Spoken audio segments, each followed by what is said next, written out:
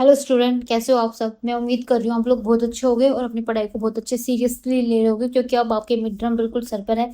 और mid term के लिए हमारा सिर्फ एक चैप्टर रहता है जो कि है 7, जिसका नाम है त्रिभुज यानी ट्रायंगल्स। इसमें हम क्या क्या पढ़ेंगे भाई?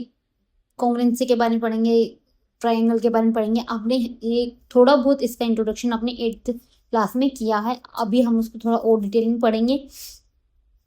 आज ये जो रहेगा ये सिर्फ इंट्रोडक्शन रहेगा, इसमें हम प्रॉपर्टीज को जानेंगे, कुछ कुछ चीजें समझेंगे और कल हम अपनी एक्सरसाइज करेंगे, ठीक है? क्योंकि जब तक आप बेसिक नहीं समझोगे आपको एक्सरसाइज कराने का कोई फायदा नहीं है। तो आज हम अपने बेसिक ही समझेंगे। चलिए शुरू करते हैं हमने एक बहुत ही छोटी सी और प्यारी सी वीडियो को। फर्स्ट है आपका ट्रायंगल। भाई ट्रायंगल क्या होते हैं? सबसे पहले तो जब हम ट्रायंगल के बारे में पढ़ते हैं तो आपको पता होना चाहिए ट्रायंगल होती ही क्या है। तो भाई ट्रायंगल एक ऐसी आकृति है या त्रिभुज एक ऐसी आकृति है जिसके जो जितने भी कोण होते हैं उसका क्या होते हैं, उनका जोड़ 180 होता है। पहले तो अगर देखो हम ट्रायंगल की बात करें ना, तो ये 3 भुजाओं से घिरी हुई एक आकृति है। 3 भुजाओं से घिरी हुई मतलब फिर बंद हो गई, घिरी हुई का मतलब बंद हो जाता है। घिरी हुई है और जिसमें ये जो हमारे एंगल्स बन रहे हैं ना, ये हमारे हो गए, इनका सम होगा 180। ये एक बेसिक सी इंफॉर्मेशन है ट्रायंगल के बारे में, त्रिभुज के बारे में। जब हम त्रिभुज के बारे में पढ़ते हैं इतना भाई हमें पता होना चाहिए। ये मैं उन्हें बता रही हूँ जिन्हें बिल्कुल ही नहीं पता, थोड़ा बहुत इसलिए। अब ट्रायंगल के हमारे 6 टाइप होते हैं, ठीक है? वो टाइप्स कैसे होते हैं भाई? ये 2 बेसिस पे होते हैं, एक होते हैं साइड के आधार पर और एक होते हैं हमारे एंगल्स के आधार पर, ठीक है? मतलब भुजाओं के आधार पर और हमारे एंगल्स के आधार पर। तो पहले होते हैं, मैं आपको यही बता देती हूँ। एक तो होता है ऑन द बेसिस ऑफ, चलो ये इसमें देख लो स्लाइड में ही आप, त्रिभुज के प्रकार। एक तो होते हैं हमारे समबाहु त्रिभुज। संभव ये आप सबको पता है, बस मैं आपको एक क्विक रीजन दे रही हूँ क्योंकि हम ट्रायंगल पढ़ रहे हैं तो आपको बेस थोड़ा बहुत पता होना चाहिए और उसका ही बस मैं क्विक रीजन दे रही हूँ ताकि आप कंफ्यूज ना हो आप चैप्टर करते हैं। एक होती है समबाहु त्रिभुज। समबाहु त्रिभुज क्या होती है? इसके सभी साइड्स जो होती हैं वो इक्वल होती हैं, तीनों साइड एक बराबर होती हैं, जिसको हम इंग्लिश में बोल देते हैं इक्विलेटरल ट्रायंगल। इसी तरीके से हमारी दूसरी आती है स्केलर ट्रायंगल, विषमबाहु त्रिभुज। इसमें क्या होता है, हमारी कोई भी भुजा किसी के भी बराबर नहीं होती, सब अलग अलग होते हैं, ठीक है? जैसे ये 2 4, ये 4 हो गई भाई, ये 4 हो गई नहीं, और ये हमारी 6 हो गई, इस तरीके से, ठीक है? और इसमें ये भी मेरी 3, ये भी मेरी 3, ये भी मेरी 3, मतलब सब बराबर होंगे। फिर ये क्या होती है मेरी समद्विबाहु त्रिभुज। कौन से आती है भाई? ये मेरी पहली हो गई, ये मेरी दूसरी हो गई और ये मेरी तीसरी हो गई। फिर आती है हमारी समद्विबाहु त्रिभुज जिसकी 2 साइड्स इक्वल होती है, जैसे ये और ये, ठीक है? जैसे ये 4 हो गई, ये 4 हो गई, ये कुछ भी 7 मान लो, ठीक है? फिर आती है मेरी एक न्यून कोण त्रिभुज यानी acute angle triangle. Acute angle triangle में क्या होता है कि जो तीनों ही एंगल्स होते हैं वो मेरे, जो मेरे एंगल्स होते हैं वो मेरे less than 60 less than 90 degree होते हैं, ठीक है? जो एक्यूट एंगल होते हैं वो सभी एक्यूट एक्यूट एंगल हमने पढ़ा है, तो तीनों ही एंगल इसके एक्यूट एंगल होते हैं, मतलब 90 से छोटे होते हैं। फिर आते हैं मेरी ऑब्ट्यूज एंगल ट्रायंगल, अधिक कोण। अधिक कोण इसमें सिर्फ एक ही कोण मेरा 90 से बड़ा होगा, सिर्फ एक कोण। देखिए एक्यूट में न्यून कोण में तीनों ही 90 से छोटे होंगे और यहाँ पे सिर्फ एक ही कोण 90 से बड़ा होगा, ठीक है? और एक आती है समबाहु समकोण त्रिभुज जिसका ये वाला जो एंगल होता है वो 90 डिग्री होता है, ठीक है? ये मैंने आपको एक ब्रीफ इंट्रोडक्शन देने की कोशिश की है। यहाँ पर आपको इतना ही जानने की जरूरत है। मेन चीज आती है हमारी कॉन्ग्रुएंसी, क्योंकि इस ट्रायंगल में हम इस चैप्टर में हम कॉन्ग्रुएंसी पढ़ेंगे, कॉन्ग्रुएंसी ऑफ ट्रायंगल में। अब भाई कॉन्ग्रुएंसी क्या होता है, जिसको हिंदी में हम बोलते हैं सर्वांग समता, ठीक है? क्या बोलते हैं? सर्वांग समता। भाई मैं इसको पढ़ाते टाइम आपको सर्वांग समता तरीका ना बोल के सर्वांग सम ऐसे ऐसे बोलते रहूँ तो आप थोड़ा सा उसके साथ कोऑपरेट कीजिएगा, ठीक है? कॉन्ग्रुएंस क्या होता है? कॉन्ग्रुएंस देखिए, जब भी हमारे पास कोई 2 फिगर होती है, ये मैथ्स की बात करेंगे तो हम फिगर की ही बात करेंगे, ज्योमेट्रिक शेप की बात करेंगे। हमारे पास 2 ज्योमेट्रिक शेप है और वो बिल्कुल एक दूसरे के सिमिलर है, ठीक है? उनका शेप, उनका जो साइज है वो बिल्कुल सेम है और उसी को हम बोल देते हैं कॉन्ग्रुएंसी, ठीक है? जिस तरीके से अगर मैं यहाँ पे आपको एग्जांपल दूँ तो हमारे हमारे हाथ की दोनों हथेलियां, हमारे 2 हाथ हैं, उनकी आपस की हथेलियां वो बिल्कुल सेम है, एग्जैक्ट सेम है। कॉन्ग्रुएंसी का मतलब आप ये मान लीजिए एक चीज है, एक दूसरी चीज है, उस दूसरी चीज को जब हम पहली चीज के ऊपर रखेंगे तो वो उसको प्रॉपर कवर कर लेंगे। मतलब मुझे ना उसका कोई साइड दिखाई देगा ना उसका कोई कलर दिखाई देगा, बस वही हमारी सर्वांग। अगर ऐसा हो रहा है तो वो फिगर्स हमारी कॉन्ग्रुएंस है, सर्वांगसमता है, सर्वांगसम है, और अगर नहीं हो रहा तो नहीं है। बस इतना सही होता है सर्वांगसम का मतलब बिल्कुल एग्जैक्टली मान लो कॉपी पेस्ट। ठीक है, वो चीज होती है हमारी सर्वांगसम, बिल्कुल copy paste, as it is वही चीज। ठीक है, एक मतलब ये मान लो वो चीज और वो चीज का बिल्कुल कॉपी पेस्ट सेम वही चीज, उसी को बोल देते हैं हम सर्वांग। जैसे ये है सिंबल और इसका एक सिंबल होता है, जैसे ये हमारा इक्वल टू का सिंबल होता है, इसी तरह ये मेरा सर्वांग का कोंग्रेंस का सिंबल होता है। ठीक है, तो देखिए भाई, मैंने थोड़ा सा आपको समझाने की कोशिश की, अगर आप समझ पाओ तो। जैसे एक फिगर मेरा, एक मेरा ये वाला ट्रायंगल है, एक मेरा ये वाला ट्रायंगल है, एक मेरा ये वाला ट्रायंगल है। जब मैं इस वाले ट्रायंगल की बात करती हूँ तो देखिए ये ट्रायंगल, अगर मैं इसको उठा के यहाँ पर मूव कर देती हूँ, इस ट्रायंगल पे रखती हूँ, तो भाई ये देखिए ये पूरा मेरा क्या हो गया, ये पूरा इसने कवर कर लिया। आपको पहले वाले ट्रायंगल का कलर क्या था पता है? येलो था, ग्रीन था, जो भी था। अब वो मुझे नहीं दिख रहा क्या था, मुझे पता ही नहीं क्या कलर था, क्योंकि इसने इसको पूरी तरह से क्या कर लिया, इस वाले फिगर ने उसको क्या कर लिया, पूरा कवर कर लिया। तो मैं कह सकती हूँ कि ये ट्रायंगल इस ट्रायंगल के क्या है, बिल्कुल कॉपी है, बिल्कुल इसके ही क्या है, इक्वल है। इतनी बात आप लोगों को समझ में आई, और यही होता है मेरा सर्वांगसम। मतलब मैं बोल सकती हूँ कि ये वाले फिगर इस वाले फिगर के क्या है, सर्वांगसम। मतलब ये जो फिगर ए है ये फिगर बी के क्या है, सर्वांगसम है, कोंग्रुएंस है। इसी तरीके से आप ये वाले देखिए, ये है येलो कलर की एक मेरे पास स्क्वेयर है, ये स्क्वेयर है। इसको अगर मैं यहाँ पे इसके ऊपर प्लेस करती हूँ तो क्या आपको पीछे वाली फिगर दिख रही है? नहीं दिख रही ना। मतलब इसने इस पूरी फिगर को क्या कर लिया, कवर कर लिया। इसी तरीके से जब मैं इस वाली फिगर को भी इसके ऊपर प्लेस, मतलब उसके ऊपर नहीं आएगी, पीछे से आएगी भाई। ठीक है, क्योंकि मैंने पहले ये वाली प्लेस की थी इसलिए वो ऊपर नहीं आ रही, तो यही ऊपर। लेकिन मतलब मैं दोनों तरफ से देखूंगी तो वो, जैसे ये मान लीजिए कि ये वाली फिगर जो मेरी येलो वाली फिगर है, हाँ, जो मेरी येलो वाली फिगर है वो ब्लू वाले को भी पूरा कवर कर लेगी, और इसी तरीके से जो ब्लू वाली है वो येलो वालों को पूरा कवर कर लेगी। तो मैं बोल सकती हूँ ये दोनों एक दूसरे की क्या है, सर्वांग एक दूसरे की क्या है, कॉन्ग्रुएंस फिगर है, क्योंकि ये पूरी तरह से एक दूसरे को कवर कर रही है। लेकिन जब मैं देखती हूँ इस वाली फिगर को उठा के इसके ऊपर रखती हूँ, देखिए मुझे दिख रहा है ना पीछे वाली का कलर क्या है, मैं देख पा रही हूँ पीछे वाली का कलर ब्लू है, मतलब ये कहीं ना कहीं इसको पूरी तरह से कवर नहीं कर रही। इसी तरीके से जब मैं यहाँ पे रखती हूँ तो भी मैं देख पा रही हूँ कि पीछे वाली का कलर क्या है, येलो है, मतलब ये उसको पूरी तरीके से कवर नहीं कर रही। तो हम बोल सकते हैं कि ये वाली फिगर इस वाली फिगर के सर्वांगसम नहीं है। ठीक है, इसी तरीके से आप इस फिगर से भी अंदाजा लगा सकते हो। देखिए आपको दोनों ही सिचुएशन में क्या दिख रहा है, कलर दिख रहा है। मैं कितना ही अलाइन करने की कोशिश कर लूँ आपको कलर दिखेगा ही, तो हम बोल सकते हैं कि ये हमारी फिगर सराउंड कॉन्ग्रुएंस नहीं है। और ये आई बात समझ में, क्या होता है कॉन्ग्रुएंसी, जब एक शेप दूसरी शेप को पूरी तरीके से कवर कर ले, वही होती है हमारी सर्कमफरेंस, वही होती है हमारी कॉन्ग्रुएंसी। और अब हम ट्रायंगल्स के बारे में पढ़ेंगे, तो हम मेन करके अपने ट्रायंगल्स के बारे में पढ़ेंगे। ठीक है, तो व्हाट इज कॉन्ग्रुएंट ट्रायंगल, सर्वांग त्रिभुज क्या है भाई, क्या है? जब कोई congruent triangles are pair of triangles that are exactly equal, both triangles have sides and equals that are equal to each other, it's like a carbon copy of image। बस आपको ये याद रखनी है कि बिल्कुल कार्बन कॉपी, मेन बात यही है बस कि कार्बन कॉपी होती है, वो एग्जैक्ट वैसी ही होते हैं। ठीक है, देखिए सर्वांग त्रिभुज में क्या है कि उसकी तीनों साइड, तीनों एंगल उसके बराबर होने चाहिए, उसके शेप, उसका टाइप, उसके एंगल्स सब बराबर होंगे, उसी को हम सर्वांग बोलते हैं।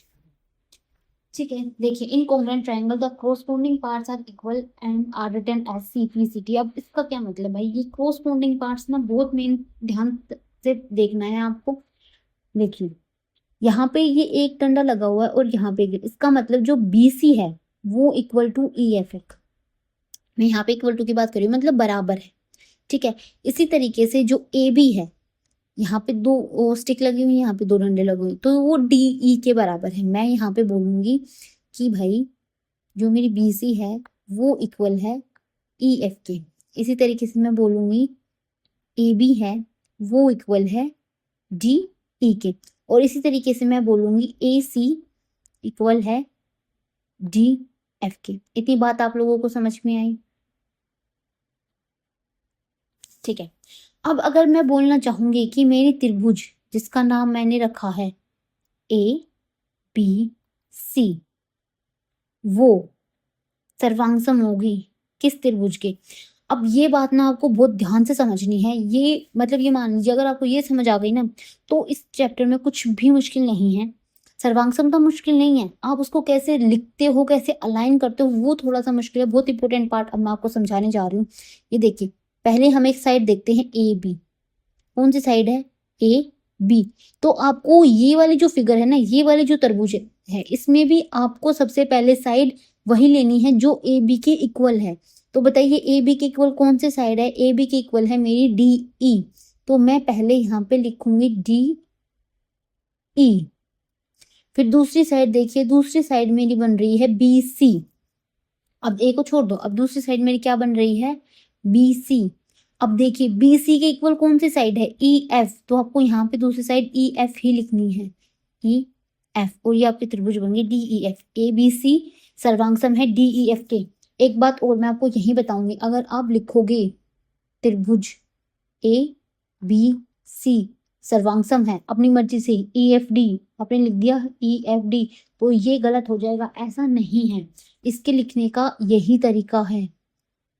इसी को बोलते हैं हम कोरस्पॉन्डिंग पार्ट्स, संगत संबंधित भाग। ठीक है, संगत भाग ही क्या मतलब है कि भाई अगर आप AB पहले लिख रहे हो ना, मतलब आप बता रहे हो कि जो AB भुजा है वो DE के बराबर है। लेकिन अगर आप यहाँ पे लिख रहे हो EF, यहाँ पे आपने AB लिखा है, यहाँ पे आपने लिखा है EF, तो आप यहाँ बताने की कोशिश करो कि जो AB है वो इक्वल है EF के। लेकिन हमारे डायग्राम में तो ऐसा नहीं दे रखा। हमारे डायग्राम में तो AB DE के इक्वल दे रखे और आप यहाँ पे EF लगा रहे हो, तो ये आपका गलत हो जाएगा। इसलिए आपको जो जिसके बराबर है वही उसके इक्वल लिखना है। तो ये बस आपको ध्यान देना है कि आप अपने ट्रायंगल का नाम कैसे रख रहे हो। अब अगर यहाँ पे मैं ट्रायंगल का नाम रखती, ये देखिए, अगर मैंने यहाँ पे ट्रायंगल का नाम रख दिया, ट्रायंगल वही है, सिर्फ आपको नाम रखना आना चाहिए। मैंने लिख दिया BCA और ये इक्वल है, ये मतलब सॉरी सर्वांगसम है, कॉन्ग्रुएंस है। तो मैं क्या लिखूंगी? तो आपको फिर से वही ध्यान देना है कि BC आई है, पहली भुजा क्या आई है? BC। तो BC के इक्वल कौन सी भुजा है? यहाँ देखिए BC के इक्वल है मेरी EF। तो अब आप यहाँ पे लिखोगे EF। फिर दूसरी देखिए भुजा कौन सी है? EA। दूसरी भुजा हमारी कौन सी है? CA। अब देखिए CA के इक्वल CA या AC, इसके इक्वल कौन सी भुजा? भाई ये रही CA या AC, इसके इक्वल है DF। क्या? DF। लेकिन यहाँ पे देखिए आपने पहले C लिखा है फिर आपने A लिखा है ना, क्योंकि यहाँ पे BCCA ऐसे ही हुआ, तो आपको लिखना EFFD, ऐसे ही अलाइन करके लिखना। अब ये आपका बिल्कुल ठीक है। यहाँ पे हमने लिखा था EFD, लेकिन वो AB से सर्वांगसम नहीं थी, ये सर्वांगसम है BC की। देखिए त्रिभुज वही है, ट्रायंगल वही है, सिर्फ लिखने का तरीका बदला है और लिखने का तरीका ही आपको नंबर दिलाएगा। समझ आए? अगर आप गलत तरीके से लिखोगे तो वो सर्वांगसम होते हुए भी आपका आंसर गलत हो जाएगा। तो आपको लिखने का तरीका बिल्कुल बहुत ध्यान रखना भाई। ये जो मैंने आपको बताया नहीं, बहुत इंपॉर्टेंट बात है, ये मान लो इस पूरे चैप्टर का ये सारे तरीके से बेस है बिल्कुल। अगर आप ये समझ जाते हो तो आपके क्वेश्चन फिर आपको आए ना आए ये समझना बहुत ज़रूरी है। अगर आप ये चीज़ नहीं समझोगे ना, क्वेश्चन आप कितनी ही प्रैक्टिस कर लो आपके गलत ही होंगे। जब तक आपको ये लिखना नहीं आएगा कि मैं एक ट्रायंगल को दूसरी ट्रायंगल के सर्वांगसम किस तरीके से लिख सकता हूँ। अब बता दो कि सब कुछ इक्वल है, अगर आपको ये लिखना नहीं आएगा ना तो वहीं आपका क्वेश्चन पूरा गलत हो जाएगा। ठीक है, आपको नहीं समझ आया, आप एक बार फिर से इसको रिमाइंड कीजिए, दोबारा देखिए। आपको नहीं समझ आया मुझे कमेंट करिए, मैं फिर से समझाऊंगी आपको। लेकिन ये चीज़ आप जरूर समझिए कि आप लिखना कैसे है हमें कॉन्ग्रुएंस में। ठीक है, ये बहुत इंपॉर्टेंट है। समझ आया? अब भाई हमें पता चल गया कि हम कैसे लिख सकते हैं, क्या क्या होता है। अब जब हमसे पूछा जाएगा कि बताओ ये ट्रायंगल इस ट्रायंगल के सर्वांगसम है या नहीं, तो हमें 4-5 कंडीशन दे रखे हैं। अगर वो कंडीशन हमारी सेटिस्फाई हो जाती तो हम बोल देंगे कि हाँ सर्वांगसम है। वो कंडीशन क्या है आइए देखते हैं। या आप बोल दीजिए क्राइटेरिया, जैसे हमारा एलिजिबिलिटी क्राइटेरिया होता है कि आप 10वीं में जाने से पहले आपको 9वीं पास करनी होनी चाहिए, तभी आप 10वीं में जाओगे। इसी तरीके से कुछ क्राइटेरिया हैं। पहला क्राइटेरिया है SSS। अब ये SS क्या है भाई? ये होता है साइड साइड साइड। भाई ये हिंदी में भी ऐसा ही होता है, भुजा भुजा भुजा नहीं लिखते हम, SSS ही लिखते हैं। ठीक है, side side side side side side मतलब अगर किसी ट्रायंगल की तीनों साइड दूसरे ट्रायंगल के तीनों साइड के इक्वल है, जो कि अभी हमने एग्जांपल देखा था। इसमें देखिए हम साइड्स की ही बात कर रहे थे। अगर एक ट्रायंगल की तीनों साइड दूसरे ट्रायंगल की तीनों साइड्स के इक्वल हैं तो वो हमारे क्या हो जाएगी, कॉन्ग्रुएंस हो जाएगी। इतना बात समझ में आया। एक ट्रायंगल है, एक साइड है 2, एक साइड है 4, एक साइड है 6। एक और कोई दूसरी ट्रायंगल है, उसकी भी एक साइड है 2, एक साइड है 4, एक साइड है 6। तीनों बराबर हो गई तो वो हमारी कॉन्ग्रुएंस हो गई। ठीक है। फिर दूसरा आता है हमारा SAS। SAS मतलब साइड एंगल साइड, भुजा कोण भुजा। अब ये क्या है भाई, भुजा कोण भुजा का मतलब है two triangles are congruent if two sides and the included angle of one triangle is equal. क्या मतलब इसका, ये है कि भाई मेरे पास एक ये ट्रायंगल है, इसका मैं नाम रख रही हूँ ABC, और एक मेरे पास ये ट्रायंगल है जिसका मैंने नाम लिख दिया DEF। मैं बोल देती हूँ ये वाला कोण 90 डिग्री है, इसका भी एक कोण ये वाला 90 डिग्री है, और इसकी ये वाली भुजा, इसकी भी ये वाली भुजा, और इसकी ये वाली भुजा, और इसकी ये वाली भुजा इक्वल है। ठीक है, मतलब ओ हाँ ठीक है। ठीक है, तो देखिए यहाँ पे क्या क्या इक्वल है। एक तो ये साइड इक्वल है, किस साइड के, इस वाली साइड के। एक ये साइड इक्वल है इस वाली साइड के। ये एंगल मैं बोल रही हूँ 90 है, और यहाँ पे भी ये एंगल 90 है। और हमने ऐसा पढ़ा था कि 90 जो हमने पढ़ा था ना यूक्लिड्स की एग्जाम पढ़ी, क्या था उसमें पोस्टुलेट्स में क्या था कि एक समकोण किसी भी अलग समकोण के इक्वल होगा, है ना। तो भाई वो मजाक की बात थी वैसे तो, पर ये देखिए 90 इक्वल टू 90। ठीक है, तो यहाँ पे क्या हो गया, एक साइड इक्वल है, एक एंगल इक्वल है, एक साइड इक्वल है। और एंगल भी कौन सा, इन्हीं दोनों साइड के बीच का एंगल। तभी ये एंगल यहाँ पे हमने बीच में लिखा, हमने ऐसे नहीं लिखा अभी। ठीक है, हमने क्या लिखा है SAS, मतलब ये साइड फिर एंगल फिर साइड। तो पहले साइड एंगल साइड, मतलब दो साइड के बीच का एंगल, दो साइड इक्वल हो और उनके बीच का एंगल इक्वल हो, तो हम बोल सकते हैं कि वो जो हमारे ट्रायंगल है वो कॉन्ग्रुएंट करती है। तो हम कैसे लिखेंगे इसको, हम लिखेंगे CAB। सर्वांग है किसके, CA पहली साइड है मेरी, और ये पहली साइड किसके इक्वल है, FD के। तो मैं पहले FD ही लिखूंगी, FD। फिर AB की बात कर रहे हैं, AB, ये है मेरा AB, और AB किसके इक्वल है, वो है मेरा DE, तो मैं यहाँ पे लिखूंगी DE। ठीक है, अब देखिए मेरा एंगल और एंगल भी अलाइन कर रहा है। यहाँ से एंगल A था ये, और यहाँ पे एंगल D है 90, दोनों एक ही प्लेस पे आए हुए हैं। तो ये चीज़ें आपको ध्यान रखनी है, यही तरीका होता है इनको लिखने का। तो ये होता है मेरा कि आपकी दो साइड और उनके बीच वाला एंगल अगर इक्वल है तो वो पूरी ट्रायंगल आपकी कॉन्ग्रुएंस है दूसरे ट्रायंगल के। फिर आते हैं हमारी angle side angle, angle side angle.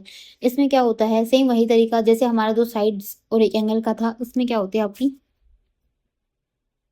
Angle और साइड इक्वल होती हैं। भाई यहाँ पे तो बीच वाली बात की गई है। देखिए मैं आपको एक मेन चीज बताती हूँ, अगर आपके दो एंगल इक्वल हो गई, ये आपकी एक त्रिभुज है, मान लीजिए ABC, और ये आपकी एक त्रिभुज है DEF।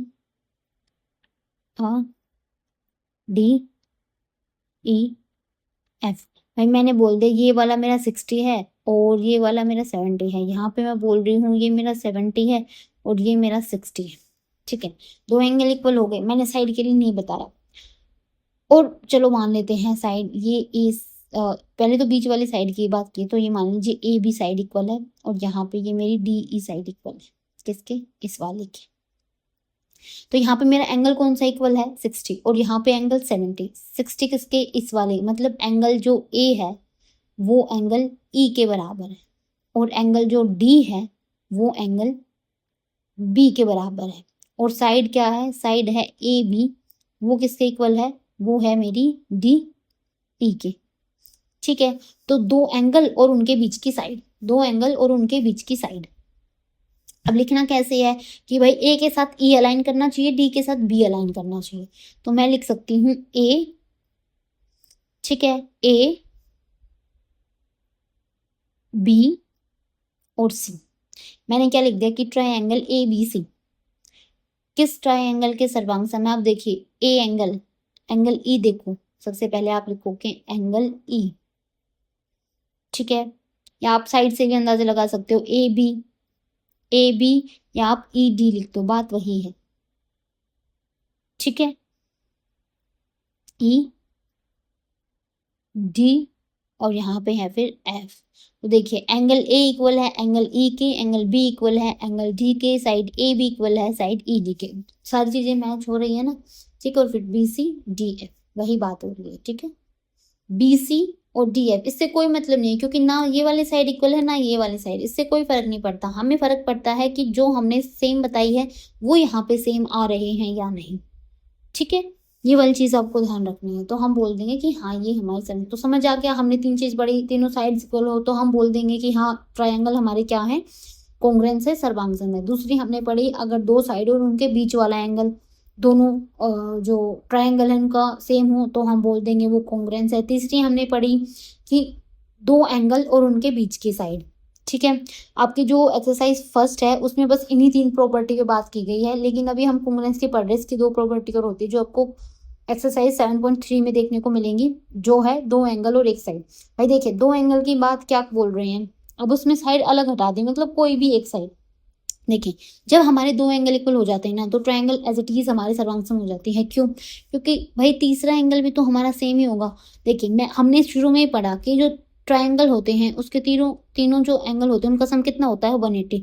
दो एंगल सेम हो गए, दो एंगल सेम हो गए, इस दूसरी जो ट्रायंगल है उसके जो कोण है उनका सम भी तो 180 ही होगा। अब भाई दो का सम सेम आ रहा है, दो का सेम सम आ रहा है, तो तीसरा भी तो सेम ही आएगा, तभी तो 180 ही बनाएगा।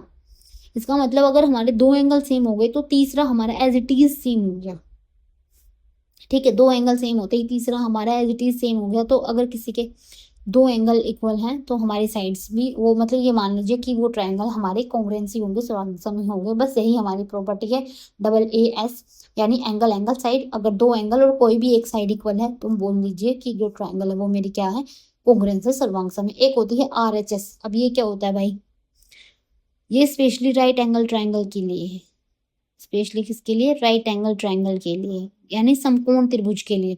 इसमें क्या क्या बोला गया है, आर एच एस, आर का मतलब होता है यहाँ पे समकोण यानी राइट एंगल, एच का मतलब होता है हाइपोटेन्यूज जिसको हम हिंदी में बोल देते हैं कर्ण, और एक होता है एस यानी कोई भी एक साइड। देखिए ये मेरी त्रिभुज है, ये मेरा 90 डिग्री हो गया, यहाँ पे ये वाला मेरा हाइपोटेन्यूज है, यानी ये मेरा क्या है, कर्ण है, और साइड या तो ये या तो ये। इन्होंने बोला है कि जो दो समकोण त्रिभुज होंगे उसमें एक तो ये 90 डिग्री आपका सेम होना चाहिए। भाई दोनों अगर समकोण हो गई तो 90 डिग्री तो सेम हो ही जाएगा। जो कर्ण है, हाइपोटेन्यूज है, उसकी लेंथ सेम होनी चाहिए, इसकी लेंथ क्या होनी चाहिए, सेम होनी चाहिए। और दूसरा कोई भी एक साइड या तो ये वाली या ये वाली इसके किसी भी साइड के इक्वल होनी चाहिए। बस ये तो कंडीशन, मतलब ये स्पेशल एक हमारी आरएचएस के लिए बना हुआ, ठीक है। हमारे समकोण त्रिभुज के लिए उसको एक स्पेशल केस लेके ये बना दिया गया कि राइट तो राइट एंगल है उनका सेम होना चाहिए, दूसरा जो उनका कर्ण है उनकी लेंथ सेम होनी चाहिए, और तीसरा क्या है, कोई भी दो बाकी दो साइड होगी उनमें से कोई भी एक दूसरे के क्या होनी चाहिए, इक्वल होनी चाहिए, तो वो हमारे सर्वांगसम बन जाएगी। ये आपको बहुत अच्छे से समझ में आएगा जब हम क्वेश्चन करेंगे। बस आपको ये ध्यान रखना है कि किस किस क्राइटेरिया पर हम किसी भी ट्रायंगल को बोल सकते हैं कि वो सर्वांगसम हो गई, वो कॉन्ग्रुएंस हो गई। आई बात समझ में? चलिए अब कुछ क्वेश्चन करते हैं। ये भाई पर्टिकुलर एग्जाम्पल है, एनसीईआरटी से ही उठाए गए हैं। ये जब आप करोगे ना आपको बहुत अच्छे तरीके से समझ में आएगा कि क्या चल रहा है।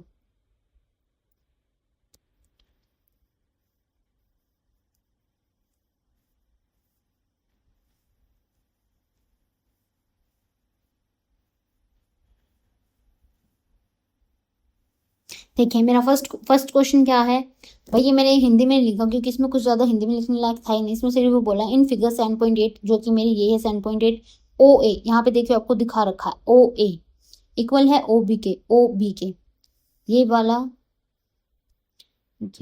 ओ ए इक्वल है ओ बी के। एक मिनट में अपना annotate ले लेती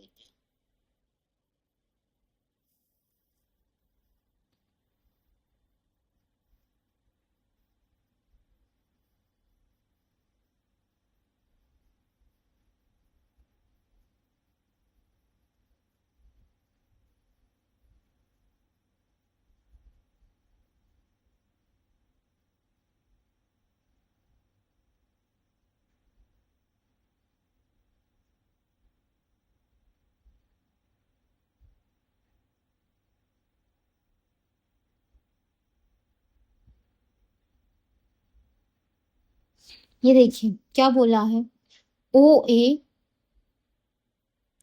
किसके इक्वल है, ओ बी के, इस वाली लेंथ के, और बोला है ओ डी, यानी ओ डी किसके इक्वल है, ओ सी के। हमें क्या दिखाना है कि ए ओ डी, ए ओ डी, यानी कि ये मेरी पूरी ट्रायंगल बी ओ सी, बी ओ सी, यानी इस ट्रायंगल के क्या है, कॉन्ग्रुएंस है। ठीक है, मुझे बताना है ये वाले ट्रायंगल इस वाले ट्रायंगल के कॉन्ग्रुएंस है। और दूसरा मुझे क्या बताना है, जो ए डी है, ये ए डी ये पैरेलल है किसके, बी सी के।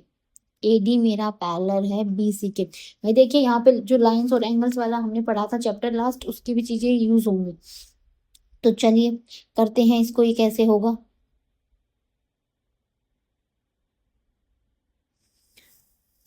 भाई सबसे पहले हम सर्वांगसम की बात करते हैं, अपने ट्रायंगल की बात करते हैं। सब ये देखते हैं हमें दिया क्या क्या, हमें दिया गया है ओ ए और मुझे दिया गया है ओ बी।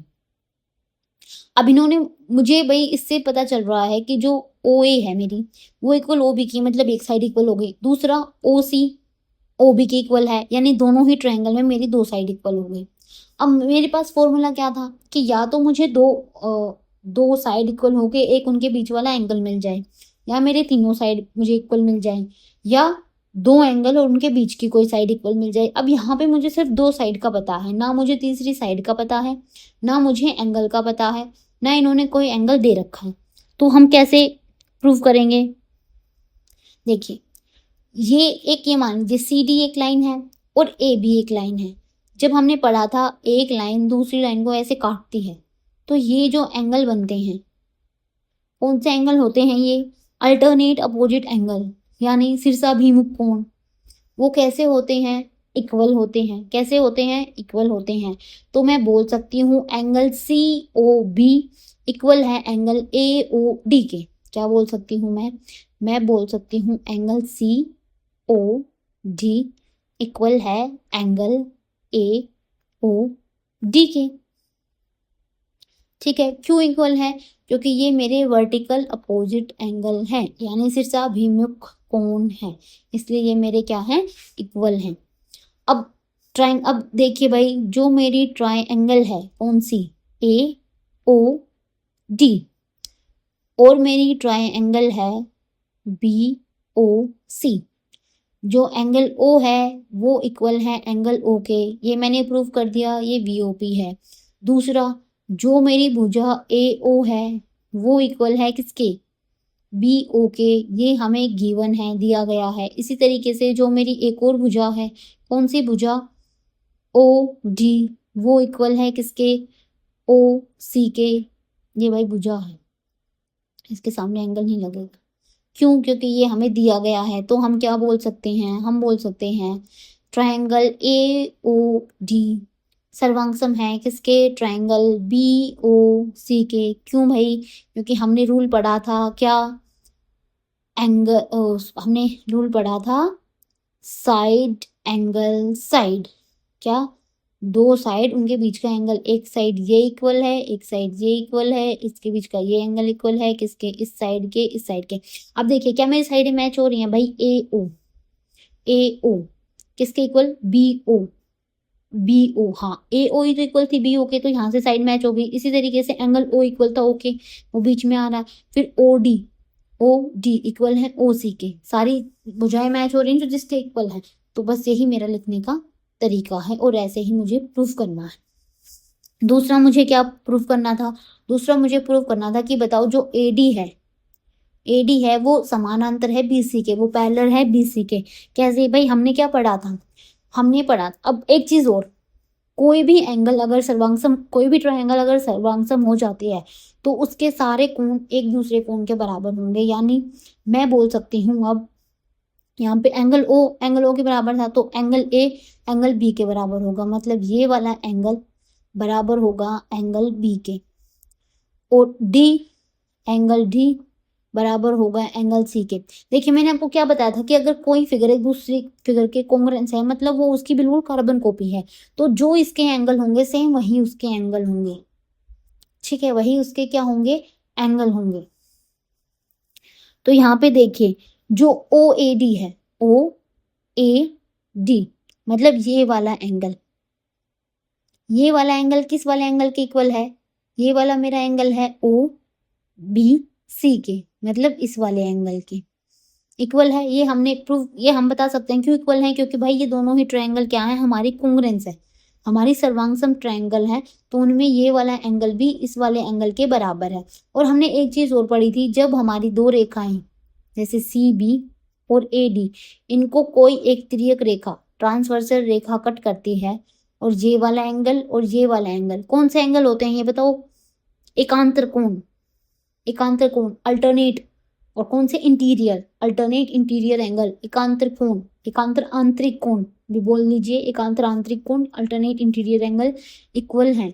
और ये इक्वल किस कंडीशन में होते हैं? जब ये लाइनें हमारी कैसी होती हैं? पैरेलल होते हैं। ये तो हमने बहुत अच्छे से अपने चैप्टर 6 में किया है। जब हमारी ये दो लाइनें पैरेलल होती हैं तभी मेरे एकांतर कोण क्या होते हैं? हमारे इक्वल होते हैं। और यहाँ पे एकांतर कोण इक्वल है, इसका मतलब हम बोल सकते हैं कि जो ए डी पैरेलल है बी सी के। समझ आ गया? देखिए पुराने चैप्टर का लिंक यहाँ पे भी है। भाई जिसने 6 चैप्टर नहीं देखा वो आज ही जाके देख लो, पूरा आपको समझ आएगा ये चैप्टर। ठीक है, तो मैथ भाई लिंक होता है, आपको पता होना चाहिए। इसलिए ट्रायंगल से पहले हमें लाइन्स एंड एंगल्स पढ़ाया गया है ना। दूसरा क्वेश्चन देखिए, दूसरा क्वेश्चन क्या है? A B is a line segment and line L is its perpendicular bisector. If a point P lies on L, show that P is equidistant from AB। क्या बोला गया है? कोई एक लाइन है, ए बी एक रेखा खंड है भाई, ए बी एक रेखा खंड है मेरा, ये रहा, यहाँ ए और यहाँ पे बी। और फिर उन्होंने बोला है कि रेखा एल इसका लंबवत द्विभाजक है। लंबवत मतलब सीधी खड़ी है, और द्विभाजक मतलब इसको दो बराबर भागों में बांट रही है। यहाँ पे कोई मान लेते हैं हम एल, एल एक लाइन है। अब भाई जरूर नहीं वो ऊपर ही जाए, वो नीचे भी जा सकती है ना। ये एक एल लाइन है जो इसको दो बराबर भागों में बांट रहे हैं, मतलब मैं बोल सकती हूँ ए, और यहाँ पे कोई पॉइंट मान लो सी, मान लो ओ, मान लो, ठीक है। ए ओ इक्वल है ओ बी के, यहाँ से हमें ये पता चल रहा है। समद्विभाजक का मतलब यही होता है कि ए ओ इक्वल है ओ बी के। फिर उन्होंने बोला है कि तो दर्शाइए कि पी बिंदु जो ए बी से समदूर, यदि एल पर स्थित कोई बिंदु पी है। हाँ ये बोला गया, यदि कोई बिंदु पी एल पर स्थित है, भाई पी यहाँ पे कोई बिंदु जो एल पर स्थित है, ये मान लो पी मान लिया, तो इन्होंने बोला कि आपको ये बताना है कि ये जो बिंदु पी है ये ए से भी, हाँ बहुत सही सीधी हो गई थी, कि ये जो बिंदु पी है ये ए से भी सेम डिस्टेंस पर है, और ये जो बिंदु पी है ये मेरा बी से भी सेम डिस्टेंस पर है। मतलब मुझे बताना है कि जो ए बी ए पी और जो बी पी की दूरी है वो मेरी सेम है, मुझे ये बताना है। समझे? कि जो मेरा ए पी है वो इक्वल टू बी पी है, मुझे ये बताना है। अब ये चीज और दीजिए भाई, इन्होंने बोला लंबवत मतलब परपेंडिकुलर, परपेंडिकुलर है तो ये एंगल मेरा क्या होगा? ये एंगल होगा मेरा 90 डिग्री। ठीक है, ये एंगल मेरा क्या होगा? ये एंगल होगा हमारा 90 डिग्री। अब इसमें देखिए भाई, मैं इसको अलग उससे मार्क करूंगी एक, ताकि आपको आसानी से वो हो।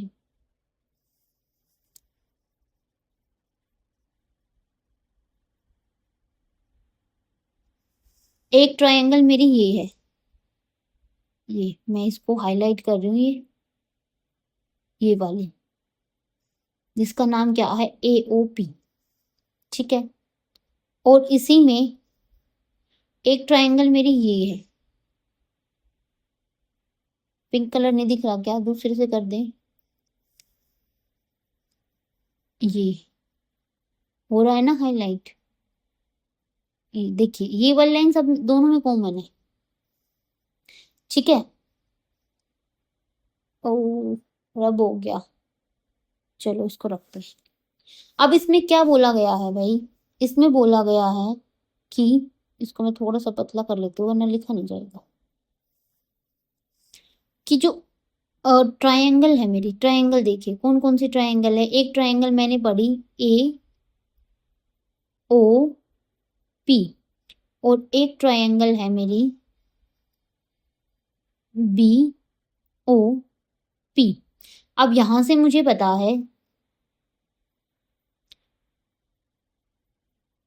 कि ए ओ इक्वल है ओ बी के या बी ओ के।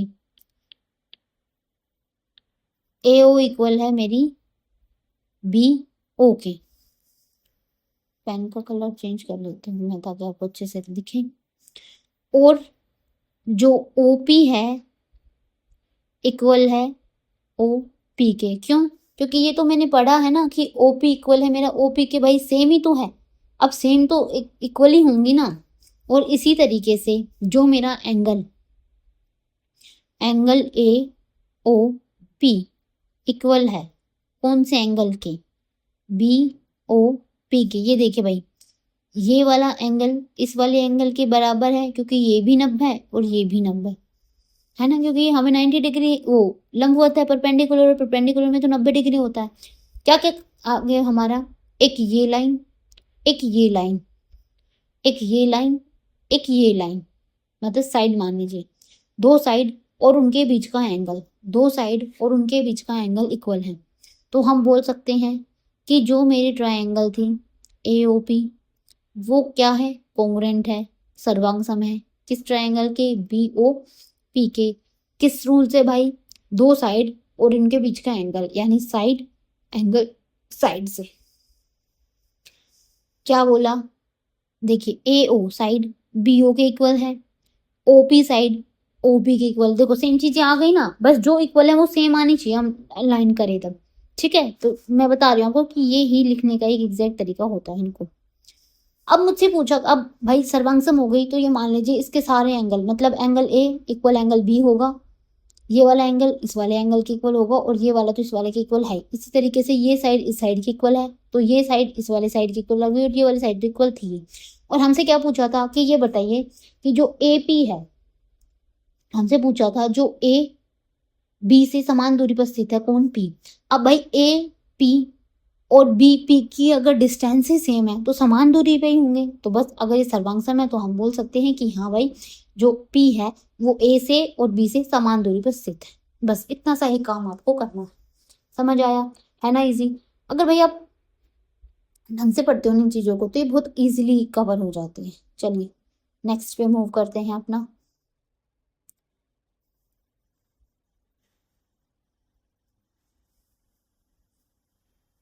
ठीक है, नेक्स्ट एग्जांपल क्या है हमारा? Line segment A B is parallel to another line segment C D. एक लाइन सेगमेंट है ए बी वो पैरेलल है सी डी के। O is the mid point, O mid point है किसका? ए डी का। ओ मिड पॉइंट है A D का। हमें शो करना है, हमें दिखाना ए ओ बी डी ओ सी के बराबर है, डी ओ सी के सर्वांगसम है। हमें किस किस ट्रायंगल की बात करनी है? हमें ट्रायंगल बात करनी है ए ओ बी की, और हमें बात करनी है ट्रायंगल डी ओ सी की। यानी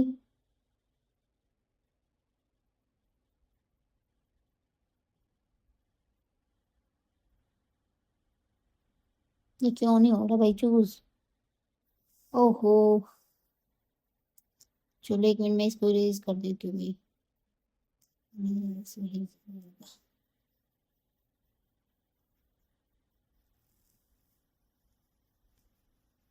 ठीक है, अब देखिए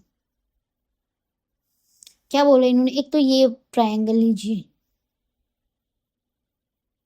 ये वाली ट्रायंगल, और एक ट्रायंगल ये वाली, थोड़ी देर में डिस्पर्स हो जाएगा। ठीक है, एक ये वाला ट्रायंगल, एक वाला ट्रायंगल। इन्होंने बोला है कि जो ए ओ है, ए ओ बी ट्रायंगल और डी ओ सी ट्रायंगल, और इसमें हमें क्या क्या चीजें गिवन है? अभी देखिए, हमें गिवन है कि जो ए बी है वो तो पैरेलल है सी डी के। ठीक है, इतनी बात ठीक है। और जो ए डी है वो मिड पॉइंट, मतलब ए डी का मिड पॉइंट ओ है। मिड पॉइंट का मतलब इधर भी इतना ही बच गया, उधर भी इतना बच गया। यानी हम बोल सकते हैं कि यहाँ पे जो हमारा एंगल, सॉरी हमारी साइड ए ओ है, वो मैं बोल सकती हूँ इक्वल हो जाएगी डी ओ के। ठीक है, एक चीज तो पता चल गई मुझे। फिर वही वाली बात, भाई मैं बोल सकती हूँ ये वाला एंगल इस वाले एंगल के इक्वल है। क्यों इक्वल है? क्योंकि ये दो लाइनें कट रही हैं और ये मेरा तिरछा अभिमुख कोण बन रहा है, यानी वर्टिकल अपोजिट एंगल बन रहा है। तो मैं यहाँ से बोल सकती हूँ कि मेरा ए ओ बी एंगल इक्वल है डी ओ सी एंगल के। दो चीजें आ गई भाई, दो साइड इक्वल आ गई, सॉरी एक साइड इक्वल आ गई, एक एंगल इक्वल आ गया। अब मुझे या तो एक और एंगल इक्वल चाहिए या मुझे एक साइड इक्वल चाहिए। साइड का तो मैं नहीं समझ पा रही, लेकिन मुझे एंगल का समझ आ रहा है। क्यों समझ आ रहा है? क्योंकि मुझे पहले ही बता दिया इन्होंने कि जो सी डी है वो पैरेलल है ए बी के। अब ये दो पैरेलल लाइन है, इनको एक ट्रांसवर्सल लाइन काट रही है, तो ये वाला एंगल इस वाले एंगल के इक्वल होगा और ये वाला एंगल इस वाले एंगल के इक्वल होगा। क्यों होगा? क्योंकि ये मेरे अल्टरनेट एंगल होंगे, एकांतर कोण होंगे। अभी अभी हमने पीछे किया, तो मैं बोल सकती हूँ कोई भी एक एंगल उठा लो, क्योंकि दो एंगल होते ही हमारा काम बन जाएगा। एंगल मेरा ओ ए बी इक्वल है किस एंगल के? ओ डी ओ, ये बी नहीं है भाई, सी है, डी है यहाँ पे, ओ डी सी के। अब दो एंगल इक्वल हो गए, त्रिभुजों में एक साइड इक्वल हो गई, तो सर्वांगसम बन गई।